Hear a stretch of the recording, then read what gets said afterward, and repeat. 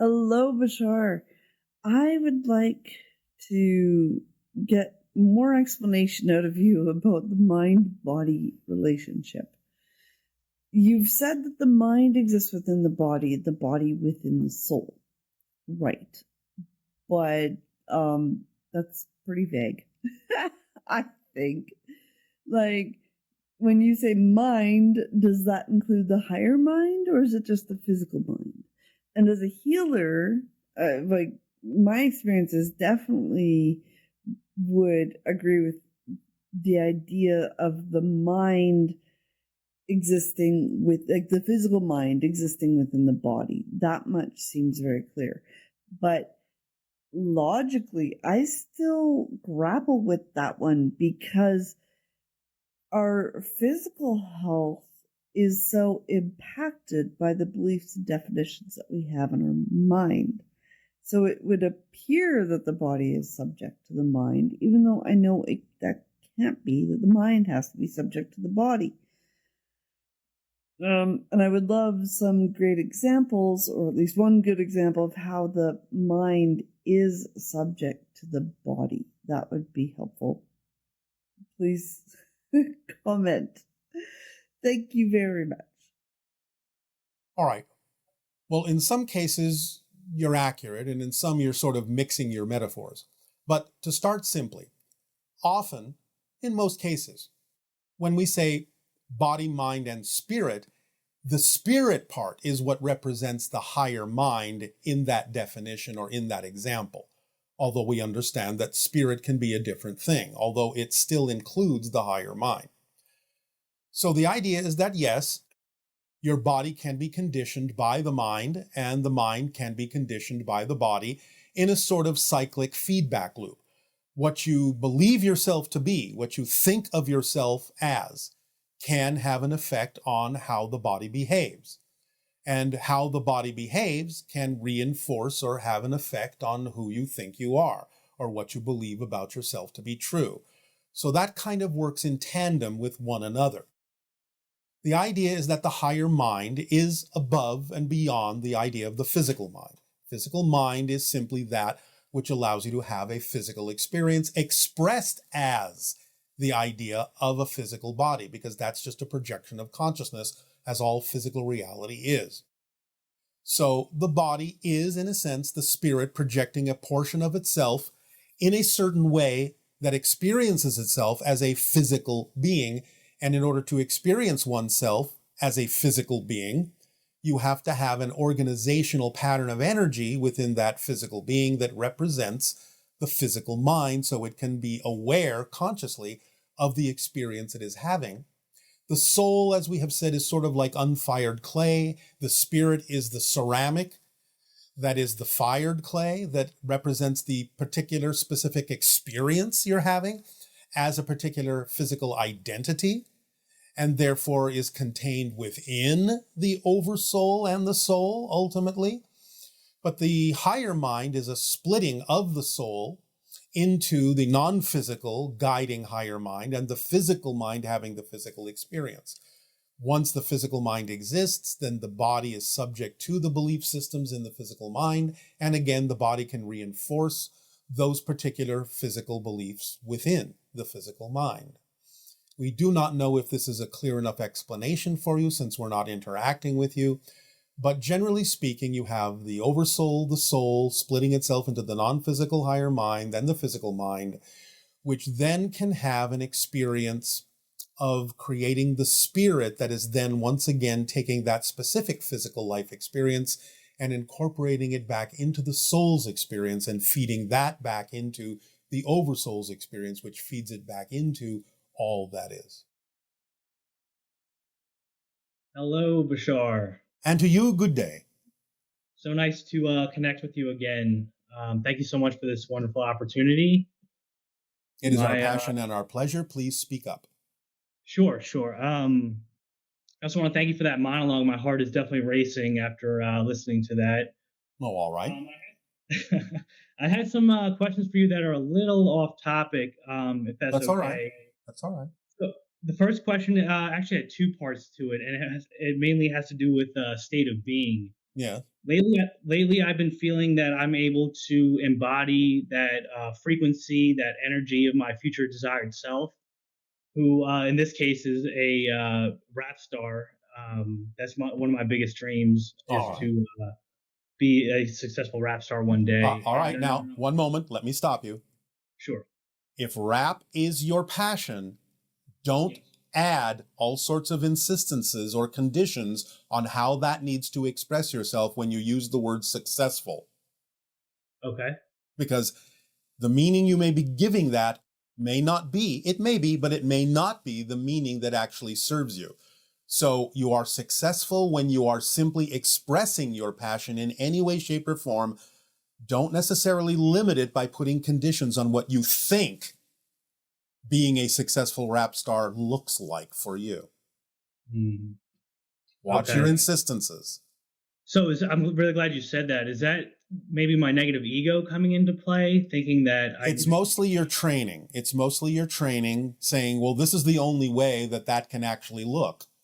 Just relax that definition and be open to the idea that there may be other ways in which that can be represented as successful. You don't know.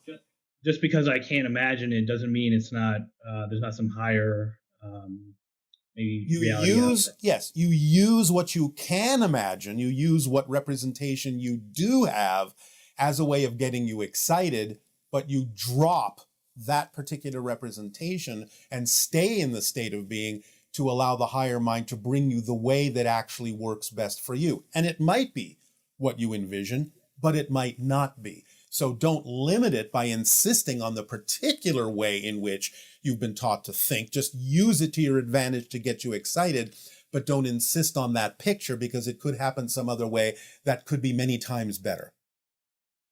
Yeah. Well, again, I'm really glad you said that. It feels like I've heard you say in the past it's about state of being. Yes. And it seems like I keep making my goal or my state of being conditional on. Yes. Okay. On having it to look like a certain thing in order for you to determine that you have been successful. Let me put it to you this way through an example. Okay. Let's just say all of a sudden synchronicity, and I'm not saying this is going to happen, I'm just opening your mind up a little bit. Sure. Let's say synchronicity suddenly brings you an opportunity to arrive at a children's hospital. And in that children's hospital, you do your rap for those children to allow them to feel more excited, more healthy, more uplifted. Now, what if that's all it turns out to be?